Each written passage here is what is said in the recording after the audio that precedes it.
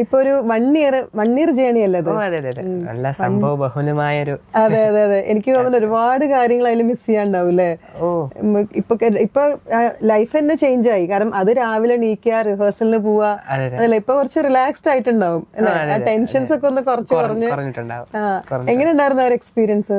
Experience എന്ന് വെച്ചാൽ ഞാന് സൂപ്പർ സ്റ്റാറിൽ വരുന്നതിന് മുമ്പ് ക്ലാസിക്കൽ മാത്രം പാടിക്കൊണ്ടിരുന്ന ഒരു ആളായിരുന്നു. അപ്പൊ അതിനുശേഷം കിട്ടിയതിന് ശേഷം പുതിയ പുതിയ ജോണറിലുള്ള ടൈപ്പുകൾ പാട്ടുകൾ പാടാൻ പറ്റി.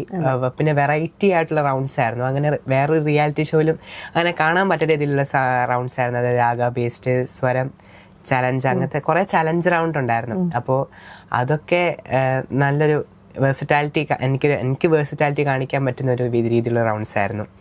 അപ്പോൾ പാട്ട് മാത്രല്ല അതിന്റെ കൂടെ ആക്ടിങ്ങും അതായത് പറയാൻ മറന്നുപോയി.